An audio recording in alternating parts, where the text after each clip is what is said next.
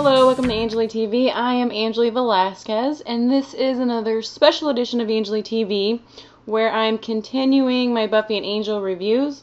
Actually, this is the last Buffy review since it is Season 7, but it is Angel Season 4.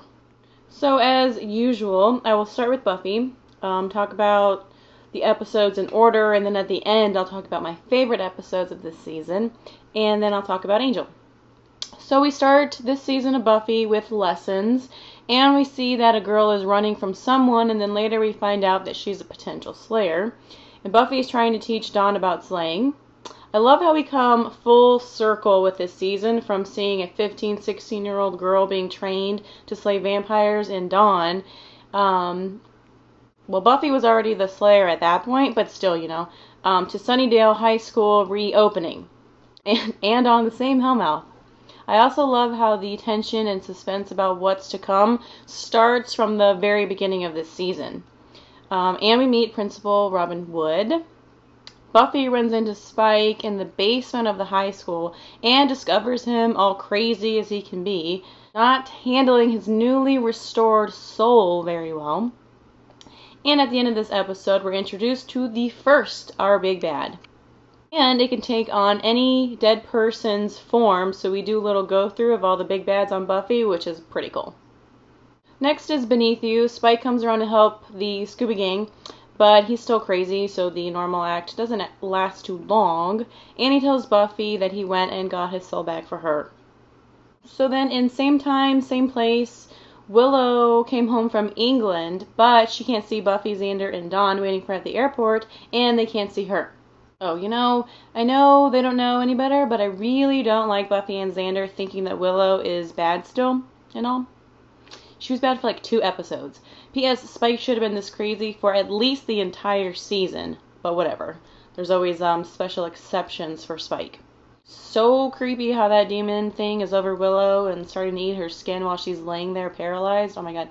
And so much heart at the end of this episode. When Buffy crossed her legs to meditate with Willow. Aw, I love their friendship. In Help, Buffy is starting her first week as a counselor, and Willow goes to visit Tara's grave. We meet Cassie, who is pretty much psychic, and knows she's going to die on Friday, and Buffy and them try to help, but she dies anyway. In Selfless, Anya has killed like 12 rad guys on a vengeance wish, and is obviously feeling guilty about it, but was feeling pressure from Halfrek and D'Hoffryn about being more evil. D'Hoffryn kills Halfrek in front of Anya just to prove a point. In Him, Spike moves in with Xander, per Buffy's request, to help him get less crazy or whatever. Dawn becomes obsessed with this kid RJ, and then Buffy becomes obsessed with him too once he puts on the jacket in front of her. Ugh, I hate Dawn. They should have just let the train run over her, for all I care. She is the worst. Sleeper, the first in Buffy form, has Spike killing people again. So Spike is killing and doesn't remember, but Buffy's pushing. He finally does remember and he feels guilty, blah blah. And she decides to keep an eye on him at her house. And meanwhile in England we saw these people get killed in the beginning, and then Giles shows up to their place. And the last scene was pretty awesome because it looks like he's about to get his head chopped off. Which of course he doesn't. In Never Leave Me, Willow runs into Andrew at the butcher shop buying blood, so she takes him back to Buffy's house.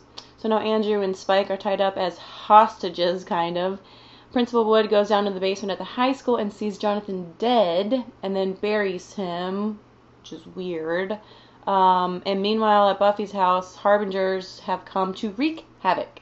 They kidnap Spike and tie him up above the actual gateway to hell and spill his blood to open it. And the first Uber vamp emerges. In Bring on the Night, Buffy had a dream that the first came to her as Joyce. Buffy and company go down to the basement at Sunnydale High and run into Principal Wood. Giles shows up with some potential slayers. Buffy fights the Neanderthal vampire for the first time. We've never seen Buffy this beat up, and it kind of breaks my heart a bit. In Potential, Buffy has started trying to train these potentials. And Dawn is so annoying, of course, as usual. She always has to make things about her, and it's not about her. She's not even real. She shouldn't even be there. She sucks at life. Ugh. Killer and Me, Giles takes the potential slayers to the desert like he did for Buffy in Season 5. Kennedy basically tricks Willow into a date and they kiss, and Willow turns into Warren. Well, she has Warren's appearance, but is still Willow. Spike's ship is going haywire and Buffy is trying to help him. Meanwhile, Willow, as Warren, seeks help from a Wiccan group with Amy. But then Kennedy finds out Amy's the one who hexed Willow and breaks the spell herself when she kisses Willow. Ah yes, and the military peeps show up to help Buffy with Hostile 17, and they leave the decision to repair the chip or remove it up to her. First date, we find out that Buffy decided to have Spike's chip removed. Buffy thinks that Principal Wood may be evil, so she's snooping around his office, and then he comes in and asks her out on a date. Xander also asks a girl on a date, guest star Ashanti, and she ends up being evil, of course. First appears to Andrew as Jonathan, trying to get him to kill the potential slayers. The first then appears to Principal Wood as his mother, who was another slayer in the 70s, and tells him that Spike is the one who killed his mother. And get it done, I think Spike and Anya should have had a thing. They deserve each other. Anyway, in this ep, Buffy brings Principal Wood to the house to show him and bring him in on the operation. Buffy makes an exchange to go and to try to get some answers from the first Slayer and the men who created her, while the gang is finding up the demon that came in from the other end of the exchange. Buffy turns down the Shadow Men's offer of getting more power because it'd make her less human, and one of them shows her all of the uber vamps that are waiting to come up. Storyteller, Andrew decides to record himself telling the story of Buffy, the Slayer of the Vampires. The high school has been taken over by the hell-entranced students, and it's been rioted. Dirty Girls, Rachel Bilson? Forgot you were there. Caleb comes to town and is working for the First. He sets up a trap for Buffy, and she leads everyone into it, and Caleb blinds Xander pretty grossly. Empty places. The people of Sunnydale are vacating the city. Poor Buffy. I hate seeing her like this. She's so stressed out from trying to lead those losers for so long and get them ready for this apocalypse, and they're pretty useless. Now she has to deal with Caleb, who's all souped up on first power and knocked Buffy out with one punch last episode. Not to mention it's really Buffy's fault that Xander lost an eye. Buffy feels bad enough as it is, and Faith takes the girls out for fun. I hate them all for ganging up on Buffy like that. Seriously? Y'all would be dead if it wasn't for her. And Dawn kicking Buffy out of her own house? Please! Stupid little girl, you're not even real. Go away! Ugh, I hate her. Touched. Kennedy is so annoying. Why Willow is with her, I don't know. Kudos to Spike for telling them traitors off. Poor Buffy, she doesn't have anyone but Spike right now, which is really sad. Faith and Robin get it on, as well as Willow and Kennedy. Feels like a last hurrah before fighting the First and Caleb. And Anya and Xander do it on the kitchen floor. Now it's Faith's turn to lead the girls into a trap.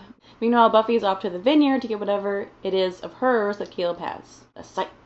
So my favorite episodes of Buffy Season 7. First one is Conversations with Dead People.